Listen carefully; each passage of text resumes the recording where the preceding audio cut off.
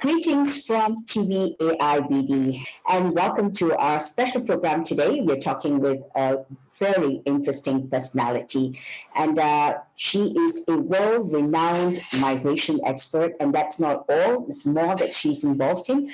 We're talking about none other than Her Excellency, Dr. Princess Kabuki Ocansey, and she's been an advisor to the governments of Africa on migration and labor issues, and also a best-selling author and a woman who has sat in many of the top 500 Fortune companies in America. And it gives me great pleasure to welcome Her Excellency, Dr. Princess Ocansey. Welcome to our program. Thank you. Pleasure and an honor to be here with you. Thank you so much for this invitation.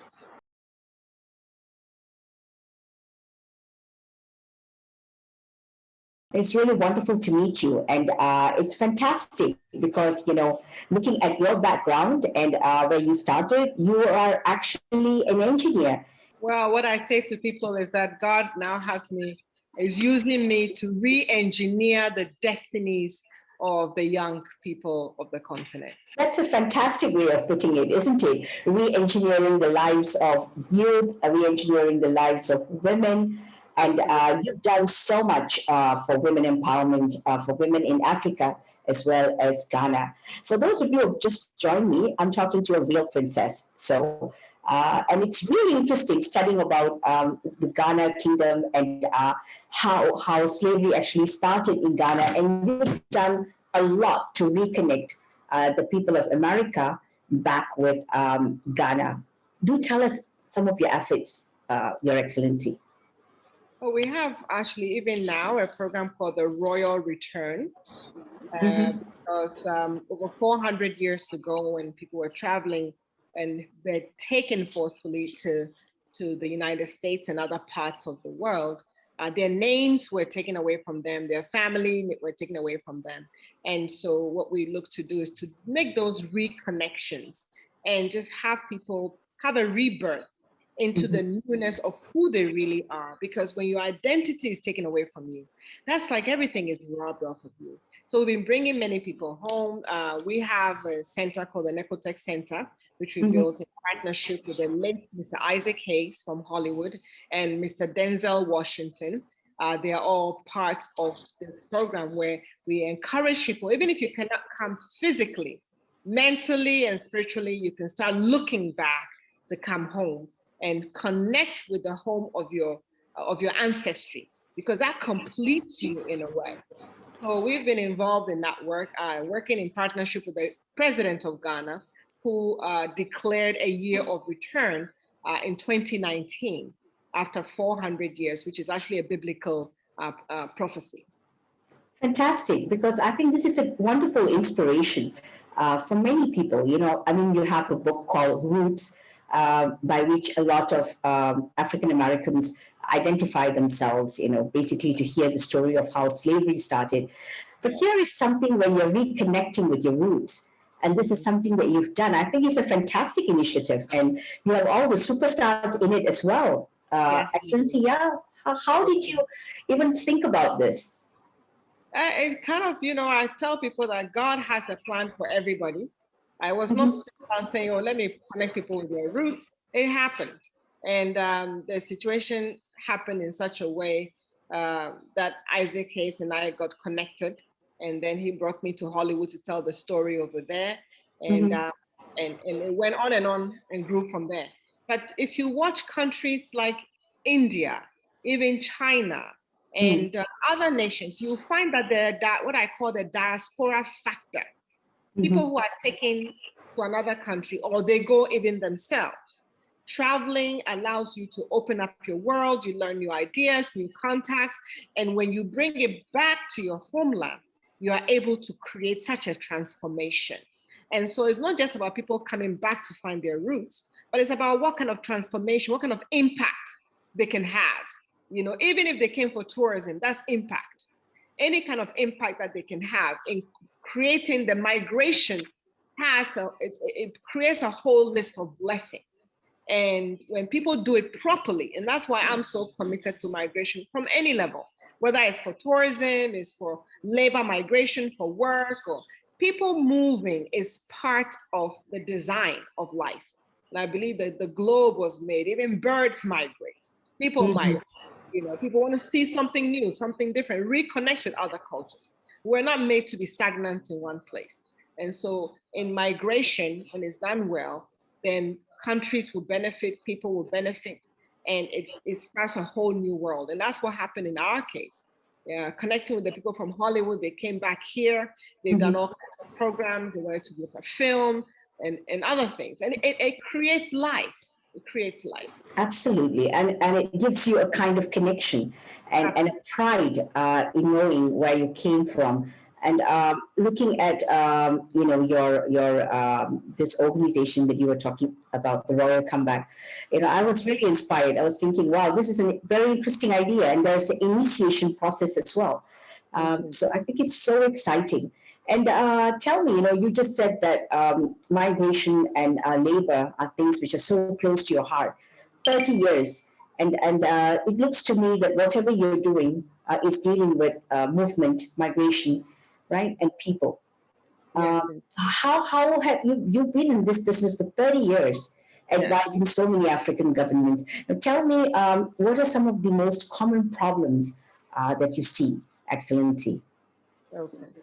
I say that, migration is a divine command that God gave to Abraham when he first met him as a friend. And he promised him 7 blessings if he would migrate, leave his family, leave his home to another place that he was going to show him. When people migrate now and they migrate outside the confines of a regulation or outside the structures that are laid in place or the lack thereof, it creates a lot of problems.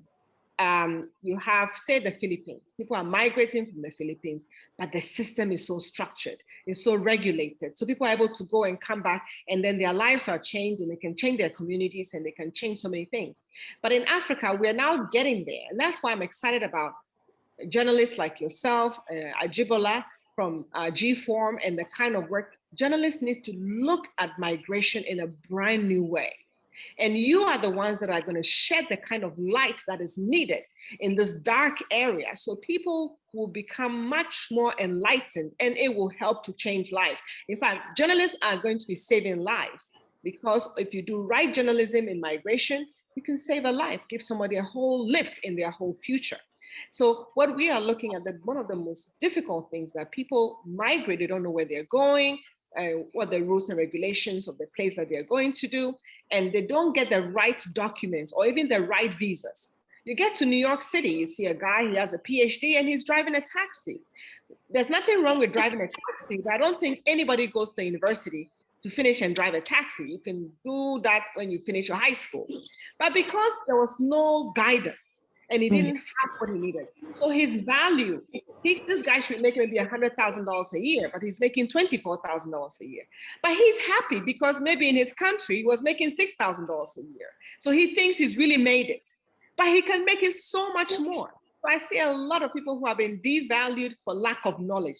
So for lack of knowledge, a lot of people. So it's important for governments to provide the guidance and the frameworks for legal migration. And that's what we are doing now for the government of Sierra Leone. That's a very interesting story, Excellency. But just out of curiosity, may I know which countries Africans basically love to go out? Perhaps Ghanaian, you're working with Ghana in your own country, and also Sierra Leone, you mentioned. What kind of trend do you see? Where do people want to go? Well, people want to go to Europe. They want to go to America. They want to go to Canada. They love to go to Canada, but they can't qualify to go. So what is easiest for them to go to is a GCC, the Gulf states, because the visas are easier, they can enter very easily. And people love Dubai now. UAE is become a very hot spot for many, many migrants. People love to go to Dubai, and they're not making as much money as the US and Europe, but it's easier for them to go to Dubai. They can get a visa in 3-4 days and they're there, so long as they have the money. And so that's the trend. A lot of Africans want to go. US is number 1, Canada another one. But recently, Canada has changed their requirement where you need IELTS because they're building what they call a knowledge society. The knowledge society requires, they want everybody to speak English, read and write. And many of the people who want to migrate, they don't speak very well, they don't read and write. And so they're having a lot of difficulty getting into Canada. So US is there, and that's what is creating this big rush into the Middle East. Okay, I'm going to come back to that question later on the Middle East. But for now, I want to know what's the reason for people. Of course, like you said, birds migrate. There's this innate thing in humans to always migrate. But listening to your story, it's not just people who are very highly qualified who want to migrate. It's also people who are in the lower level of society as well, who also want to migrate. Now, tell me, is there lack of employment opportunities, perhaps in Africa or in some of the countries, that's making people want to get out of that poverty-stricken areas, perhaps? What do you think is the main cause? Unfortunately, most of the migrants are economic migrants. And it's mostly labor migration. Those people are looking for greener pastures. They're looking to earn more money. They're looking to get out of poverty. And so they'll do whatever they have to do to go, whether they qualify or not. They feel that once they land over there, whatever they get, whether it's cleaning the floor or cutting the grass, they make a lot more money than being at home. So they go.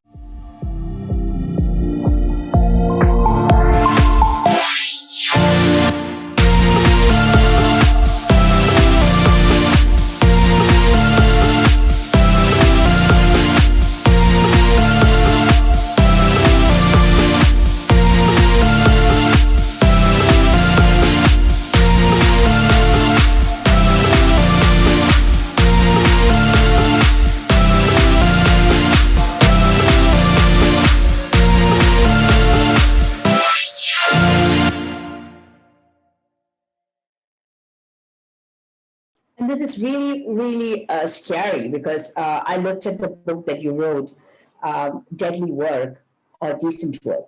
Now, that is a bestseller, international bestseller, actually, this book of yours. And there's a lot of review on African labor, no exit policy, and what's really happening. And you are advocating for the safety of all these migrant workers. So, yeah, what made you write this book, Excellency? I've been writing the book for the past 11 years. I actually had a radio show called Traveling Overseas God's Way. And I've been writing this book for the past 11 years because I'm really passionate about migration. And I'm passionate about people doing it right, because I know that when people migrate correctly, they stand to win so much. And when people don't do it well, it becomes a deadly road for them.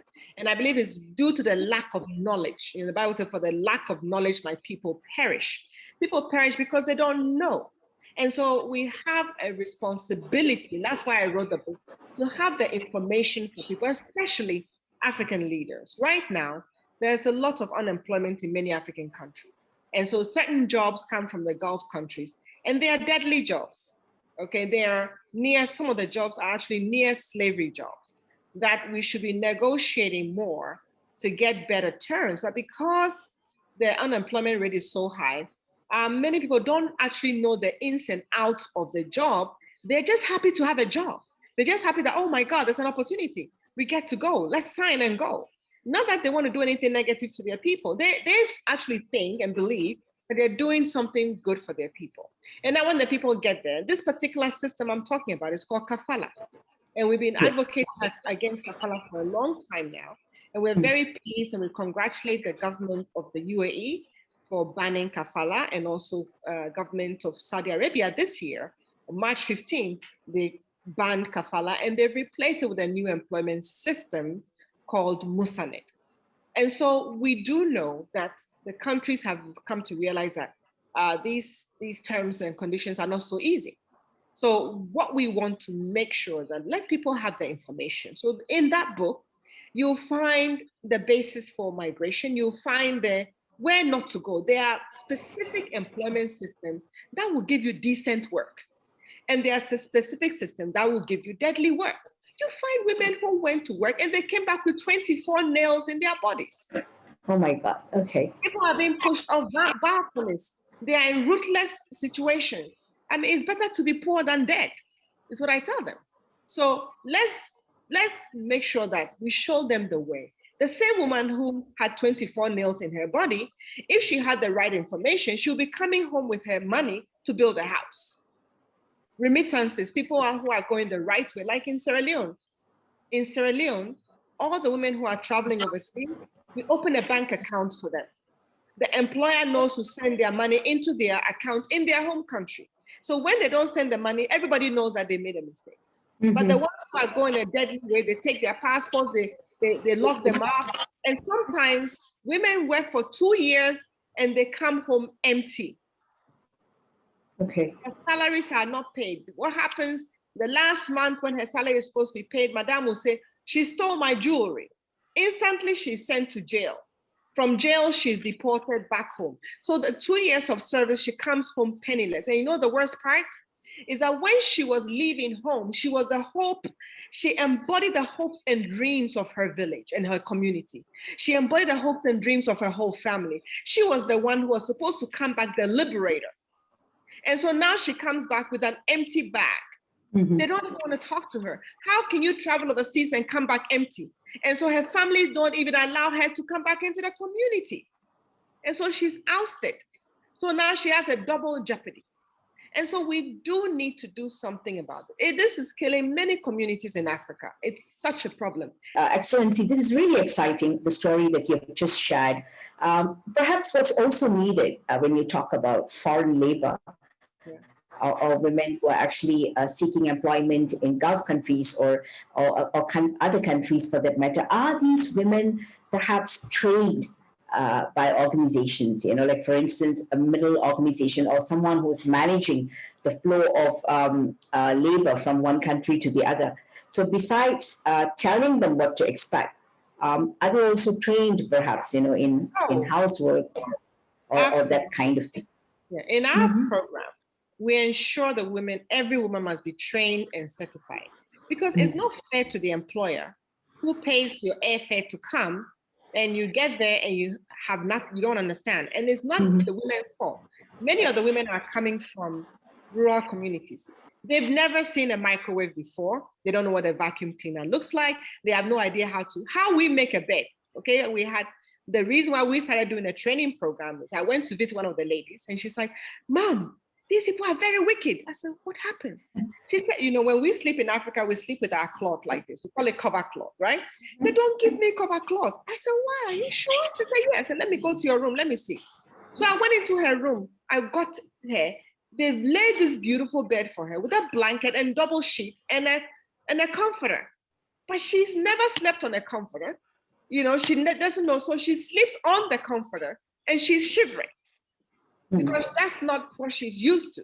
She's used to sleeping on a mat, and then somebody has to give her a cloth that she covers herself. So I showed her, no, this is the cover. You are supposed to get into the bed. She's never gotten into a bed her whole life. She gets on a mat and she sleeps. So these cultural differences, we realized that, oh my God, we have to really put in a training. This was about 12 years ago. So we started to put in a training program. We trained them in everything. They have to know the microwave is, all those amenities. So we have a training manual that sees to everything that they need to know. So training is very, very important because, people look at domestic work as is women's work. Everybody should know how to do it. Yes, everybody can do it in their own cultural setting, but when they're going overseas, it's crucial that they be certified according to the amenities they're going to meet over there.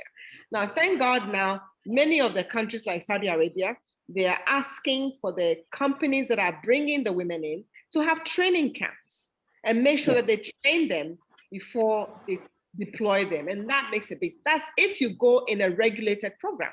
But if you go outside the law, you're going to fall into the hands of unscrupulous recruitment agencies who will just sell you off to anyone and you don't know anything about anything. And then you get there, the customer is very upset, and then they send you home or send you to jail, and then you are deported. So these are the issues. Training is definitely crucial, and I think the intervention of governments as well to work out agreements and like just mentioned just now, salaries are sent to the respective countries or the village, whatever accounts that this woman or the worker has. I think that's a better system to ensure that people get their wages and not cheated. And this happens Absolutely. everywhere. And Excellency, you've also been in Philippines. You've done a lot of work, and I think all these worldviews is what has helped a lot in the work that you have undertaken. Now, yeah, tell me during the pandemic, how has it been? Migrant workers. I think they were the worst of. How do you, what are some of the common problems that you saw during this period? We're still in a pandemic anyway. Well, the biggest problem that we saw, and it actually showed a bad situation, how really the COVID-19 exacerbated it. Many women were stranded. They were stranded, they were sick, they were suffering, packed on top of each other at detention centers. It was horrible. And because many of these women went outside the legal frameworks, there were agents who took them there and nobody knows where they are anymore. And so they had to come home. Women were telling us, we're working with companies like NGOs, like This is Lebanon, for instance. When Lebanon had the explosion, it was the worst of all. And women were telling us they were having to sleep with men to be able to get money to buy their tickets back home. That broke my heart. So we went to our government, we went to speak to our governments, and the government, some of the governments, like the government of Ghana, government of Nigeria, government of Sierra Leone, Gambia, they did very well. They got themselves together, and then they tried to bring their people back. They did rescue missions and went to get these women to come back. It was very sad. So COVID-19 really showed us that we have a big issue that needs to be resolved. And those are the things that actually pushed me to finish my book. This is really good because I think your book will open the eyes of a lot of people. And I can see what you just mentioned, that as of March this year, the Gulf country has actually gotten rid of this kafala system that has been quite a very big, I think, block for many of the migrant workers. And that's what you're doing. You're bringing and changing the way African women should position themselves in the world. In fact, you've asked African women to be an example for women all over. I find that to be a very interesting call. Yes, indeed. I mean, we are the first woman. The first woman was found in Ethiopia. Her name is Lucy. The oldest being is an African woman. And so she's the mother of all. And therefore she needs to, first of all, understand and know who she is to the world and be able to be in a leadership role to lead other women to peace. And when everything is upside down, she's the one who should put the right side up. And that is the call that I put on all of them, not only on African women, but on mothers and women all over the world. I believe that we all came from Lucy. And in our migration, our features have changed over the years. But you are a daughter of Lucy, just as I'm a daughter of Lucy. Just as Lee is a daughter of Lucy, and Monica is a daughter of Lucy, as Angeline is a daughter of Lucy. We are all daughters of Lucy. And so we as women must rise up to our rightful place, not in competition with men, but in completion of a big story that God is writing. Because it was not complete until he added a woman. Yeah. And so the woman needs to understand that she is a new and improved version, the last one that God made. Mm-hmm. And she needs to understand that, not in competition, but in completion. Fantastic. And I like it better because there should be no competition. So thank you so much. Thank you so much, Your Excellency, Dr. Princess Ocansey. It's been a real pleasure talking with you, and we're really glad, and we wish you the best in your future endeavors. And do come to Asia, because I think, Asian women, and we have a lot of Asian tigers. Yes, indeed. Or tigresses. Yes. And Philomena, you're doing a great job. I want to commend you for the work you're doing. And I believe that you are a beacon of hope for other women also, especially in the field that you're in. It's important for people to turn the screen on and see people who look like them. So thank you so much for inviting me. And thank you for what you continue to do. God bless you. Thank you, and God bless you too. Have a wonderful day. Thank you. Bye-bye. Thank you, Princess. Thank you.